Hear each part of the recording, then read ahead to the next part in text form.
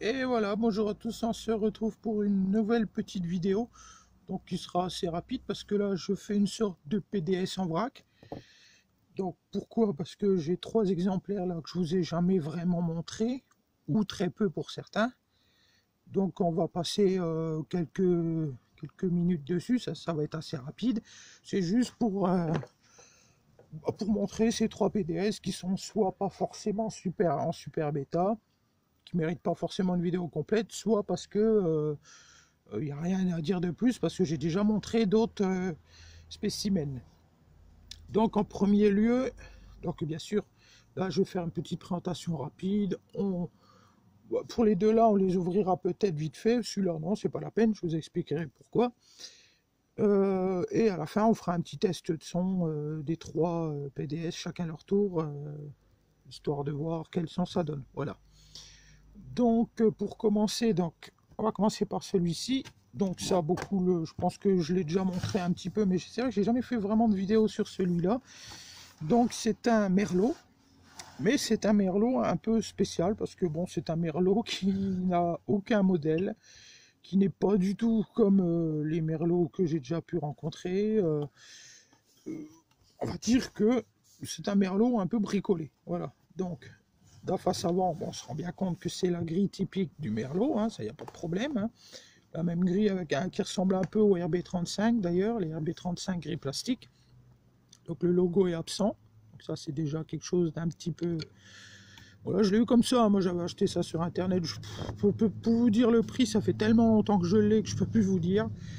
J'avais dû le payer peut-être dans les 15 euros, 10 euros, je ne sais plus. Donc je savais pas qu'il n'était pas vraiment d'origine, on va dire, parce que je pense qu'il a été bricolé. Donc gris plastique normal qui ressemble un peu au RB35. Le corps est en assez bon état, je pense qu'il a à peu près la même taille. Le boîtier, ça doit être vraiment le boîtier d'origine. Donc l'étrier, lui, c'est un étrier en fer normal, qui est en bon état hein, aussi, il n'y a aucun souci là-dessus. Alors l'arrière, c'est là que c'est totalement différent parce que normalement on a un capot arrière avec un sélecteur de puissance, avec, je crois qu'il est noir d'ailleurs sur la plupart. Donc là, à côté de ça, on a juste une plaque arrière avec une vis centrale qui tient le capot et aucun sélecteur. Et d'ailleurs, quand je l'ai acheté, il est arrivé avec un câble normal au bout, ce qui fait que il n'y avait pas moyen de régler la puissance de ce projecteur. Il était je crois qu'il était en maximum, il était bien en 100 volts, il y a bien un transfo à l'intérieur, mais il n'y avait pas moyen de régler la puissance. Donc moi ce que j'ai fait, c'est que j'ai mis quand même un câble voilà, un câble multiple, et j'ai pu quand même rattraper les puissances. Donc j'ai pris les puissances approximatives, je pense que c'est à peu près ça, hein. Ceux qui en ont pourront peut-être m'éclairer, parce que moi j'ai jamais vu de vrai merlot à l'arrière, hein, automatiquement. Donc on va dire que c'est à peu près les puissances qu'il doit y avoir, donc 15 watts, 8 watts ou 5 watts en ligne 100 volts. Donc il fonctionne, pas de souci. Il n'a pas forcément le meilleur son, hein, je trouve qu'il a un son un peu de gamelle, enfin ça on fera un petit test tout à l'heure. Il marche, il n'y a pas de souci, le son est correct et tout, mais on va dire qu'à côté d'un RB35, le son n'est pas aussi bon. Enfin c'est mon point de vue. Donc là, je vais mettre pause vite fait, je vais vous montrer vite fait l'intérieur, parce que bon, c'est rapide, il y a juste cette vis-là à retirer. Et vous verrez peut-être que pour ceux qui en ont, c'est pas forcément ce qu'il y a dans les vôtres. Enfin, en tout cas, vous me le direz. Donc voilà, une fois démonté, donc une fois qu'on retire le capot et qu'on retire la vis, hein, c'est juste une vis toute simple au milieu, qui tient ici, hein, on voit le trou. On a l'intérieur, donc l'intérieur tapissé de mousse. Hein. D'ailleurs, je crois que j'avais montré quand même un peu l'intérieur de celui-là sur une ancienne vidéo, mais assez rapidement. Donc le transfo, lui, se retrouve vissé, rifté, même, c'est carrément dérivé, voilà, il est là. Il nage, donc ça c'est toujours un truc que je trouve un peu chiant, c'est que voilà, le transfo nage. Donc il tient, hein, il est rifté, donc il tient, mais bon, il n'a pas été bien serré, on va dire. Donc là, on a les puissances à l'intérieur. Je vois 5K, 3K, 1K. Donc je pense que c'est 5000, 3000 et 1000 ohms. Je pense que c'est ça. Hein, je ne suis pas forcément... voilà. Donc là, en dessous, on a les ohms. Donc on a bien marqué 4 ou 8 ohms. Et il est bien marqué en 4 ohms. Donc, enfin, il est bien branché en 4 ohms. parce que je sais pas si vous allez voir, mais si je plonge un peu à l'intérieur, voilà, je pense peut-être que vous voyez tout au fond, essayer d'avoir peut-être un peu plus de lumière, tout au fond on voit une petite étiquette rouge sur le HP et c'est un 4 ohms. Ça m'a dit aussi que c'était pas forcément logique pour un merlot, mais bon. Donc ça n'empêche que le HP est en bon état, je sais pas si vous le voyez. Il a exactement les mêmes saladiers que les... c'est ça qui m'a fait assez rire, que les RB35 gris plastique. Hein. C'est le même saladier, sauf qu'il est, il est noir. Il a un aimant conséquent, voilà. Bah, il tient par, en fait, il est poussé par la vis que l'on voit là, la tête de vis, et ça pousse l'aimant derrière contre la grille. Et puis voilà, vous voyez un peu le système à l'intérieur, mais je pense que c'est pas du tout comme ça dans les vrais merlots. Hein. Donc ceux qui en ont des vrais pourront peut-être comparer, mais voilà, moi je pense que c'est un merlot qui a été un peu bricolé et qui a été vendu comme ça. Donc je vais redonner un petit peu quand même de sa fonction première avec les câbles multiples, ça c'est pas trop mal. Et puis voilà, bon il fonctionne, mais sans être forcément le meilleur que j'ai. Voilà, là on va passer au prochain. Alors le prochain c'est celui de milieu, donc celui-là je l'ai encore jamais montré. Et j'ai pas forcément envie toujours de le montrer celui-là parce que bon c'est celui qui, on va dire c'est celui qui m'énerve le plus parce que bon je l'avais acheté sur le bon coin en pensant qu'il était en bon état et en fin de compte c'est limite une ruine que j'ai reçue. Et d'ailleurs je vais mettre juste avant le test de son je mettrai des photos du haut-parleur d'origine qui était complètement foutu. Il y avait pratiquement plus de membrane dessus, il était complètement déchiqueté, il était mort. Donc il a fallu que je remette un haut-parleur de substitution dedans, sauf que ce haut-parleur n'a pas la bonne impédance, donc c'est un 16 ohms que j'ai mis à l'intérieur, alors que c'est du 8 ohms. Donc il y a un conflit d'impédance, mais bon, il fonctionne quand même. Donc dès que je pourrai trouver un HP d'origine en 8 ohms, je le mettrai à l'intérieur. Donc c'est un Jetson, je ne sais pas trop comment que ça se dit, voilà. Donc il est assez vieillot, hein. Je l'ai repeint, parce qu'il était vraiment dans un état lamentable, vous verrez les photos. La grille est un petit peu cassée, là, elle est très faible, d'ailleurs elle est rentrée à l'intérieur, ce qui fait que ça touche la membrane, et ça c'est pas bon du tout. Donc il est très usé sur les côtés, hein. Il y a des manques un peu partout, il était vraiment dans un sale état. Donc si je zoome un petit peu, vous allez voir que c'est bien du Jetson, parce que voilà, ici on voit un petit peu un reste de la marque, J-E-T-S-O-N. Donc le boîtier est dans un état plus ou moins bon, en sachant que je l'ai repeint, hein, parce que bon, la couleur où il est arrivé, il était vraiment très sale. Il avait séjourné très longtemps dans une cave, d'après ce que j'ai compris, donc et le HP était bien sûr inutilisable. Donc bon, il faudrait quand même que je retrouve un HP 8 ohms, mais je pense que en lui remettant un HP 8 ohms, il retrouvera quand même un petit peu de sa fonctionnalité première. Donc en attendant, à l'arrière, donc on a les puissances. Donc, par contre, ce qui est bien sur Jetson, c'est que eux, ils font la conversion avec les ohms. Donc ça peut être sympa quand on veut savoir. Ça aide en tout cas. Donc là, on nous dit, parce que bon, le câble lui est d'origine, et c'est un câble à sélecteur multiple. Donc ça, il est d'origine, je l'avais laissé à un tel quel.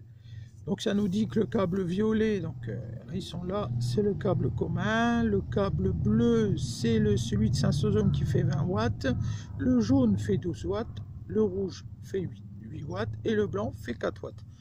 Donc il y a bien tous les câbles qui sont présents. Donc bon, bah, on voit qu'il est quand même assez rouillé. Je vais peut-être ouvrir le capot aussi vite fait pour vous montrer, bien que bon, c'est juste pour montrer l'intérieur d'un Jetson, parce que du coup il n'est pas aussi d'origine, puisque l'HP c'est pas le même. C'est pas le bon. Voilà. Bon, on va dire que celui-là ne méritait pas forcément une vidéo complète parce que je trouve qu'il est dans un état plus que lamentable. D'ailleurs, on voit que la grille là, elle rentre carrément à l'intérieur du HP, donc ça c'est génial. Ça veut dire que je peux pas le mettre en route.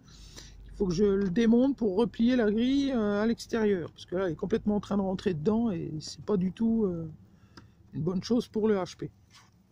Donc, je vais mettre une petite pause. On va démonter. Donc, c'est juste des petites vis qui sont sur le côté. Voilà, il y en a 4. On va le démonter vite fait, comme ça vous allez voir vite fait l'intérieur. Et après on passera au prochain.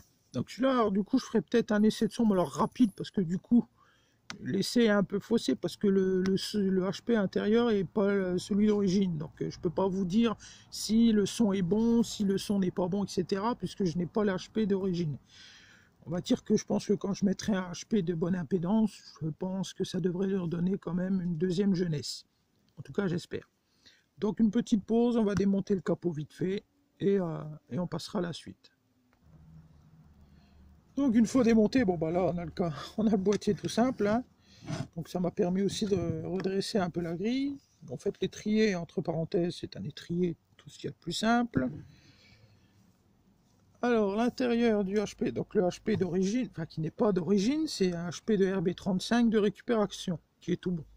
Donc le seul défaut qu'il a, c'est qu'il est en 16 ohms. Bon, je l'ai mis quand même en attendant à l'intérieur, hein.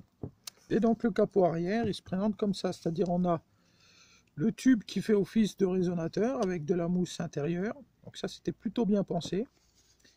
Quand on tire, voilà, et on a un transfo 100 volts qui est lui complètement entouré de mousse et qui, malgré lui l'état complètement pourri du haut-parleur, vous verrez les photos, qui était vraiment dans un état lamentable, ce qui me fait assez rire, c'est que le transfo lui a l'air vraiment en super état, a été totalement épargné par la rouille par rapport au haut-parleur qui était piqué de partout. Lui il est très bon, tout ça parce que bon, il était planqué derrière la couche de mousse qui était là, donc du coup lui est en très bon état. Donc voilà, hein, tout simple. Ce qu'il y a d'assez marrant chez Jetson, c'est ce système là qui pousse et du coup, si vous voulez, ça pousse à l'intérieur. En fait, si on le remonte complètement sans le boîtier, ça fait comme ça. Ce qui fait que ça pousse le HP contre la grille et ça permet de maintenir le HP plutôt poussé contre la grille. Donc ça marche très bien comme ça.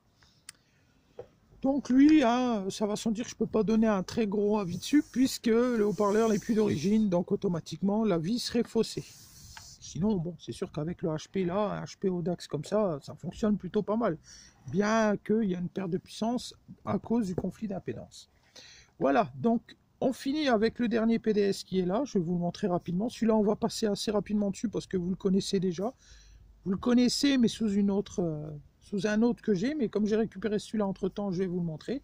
Il a une petite différence. Je vais vous montrer ça juste après. Donc, le dernier projecteur de son, celui-ci, un modèle que vous connaissez déjà parce que j'ai déjà montré, sauf que je vais vous montrer l'arrière tout de suite d'ailleurs. Voilà, c'est un bouillet RB35C. Voilà, donc vous le connaissez, celui-là je l'ai déjà montré, j'ai déjà fait une vidéo sur son compère, donc du coup que j'ai déjà. La seule différence qu'il a donc avec celui que j'avais déjà, c'est la couleur de la grille. Voilà, donc c'est un gris beige, quoi, au mieux d'avoir une grille noire comme celui que j'avais déjà. Donc, par contre, l'avantage, c'est que celui-là, j'ai encore le logo dessus, donc ça, c'est quand même pas mal. Le logo est toujours présent, il est bien collé, même il a l'air de bien tenir. Donc ça, c'est cool par rapport à l'autre que j'ai en gris noir où j'ai plus le logo. Voilà, donc il est très propre, hein, vous voyez. Je l'ai un peu nettoyé parce qu'il était assez sale quand je l'ai récupéré, voilà.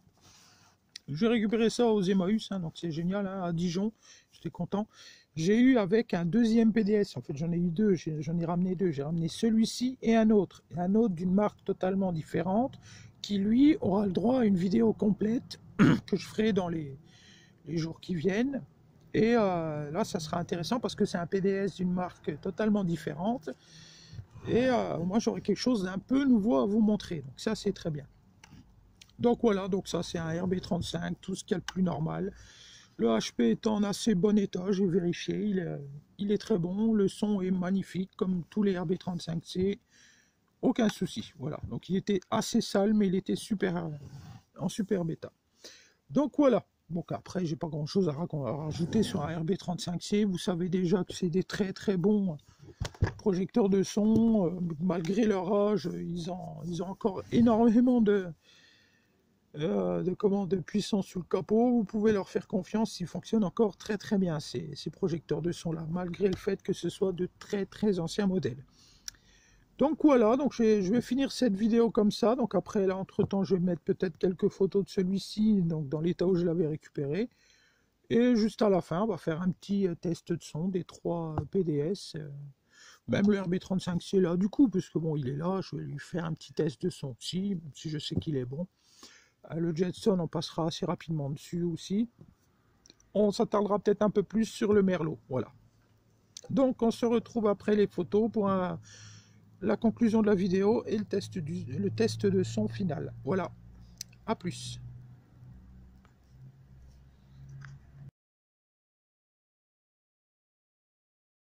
Radio Pirate. Tout le monde s'éclate. Radio Pirate. Tout le monde s'éclate. Radio Pirate. Tout le monde s'éclate. Wow, music.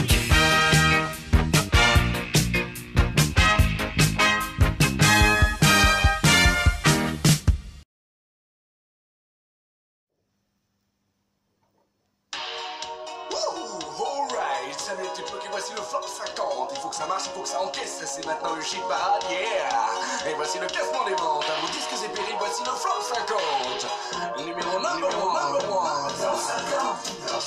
Qui écoute au fond de teint et fille, bien entendu une connerie. Cette musique sans apport majeur, sinon du fric grâce aux mineurs.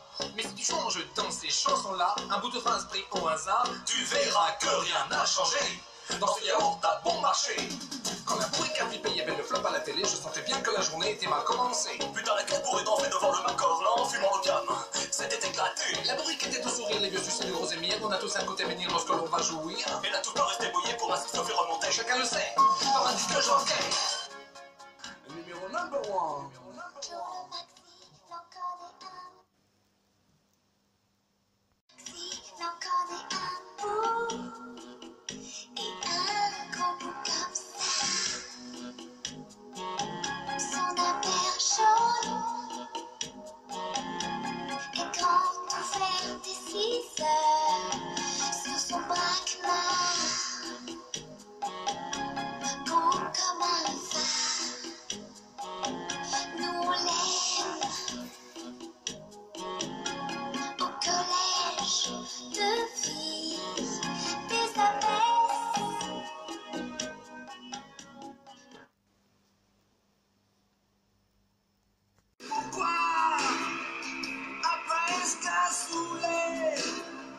Pourquoi t'es violé? Pourquoi tu rotes pas? Pourquoi tu te pètes pas?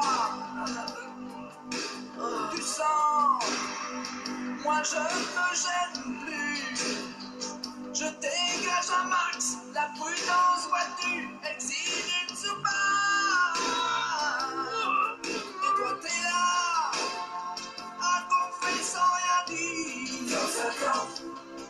Oh oui, et moi qui suis à côté de toi, je crains l'explosion, je crains le pire. Je t'en prie, merde, n'importe quoi.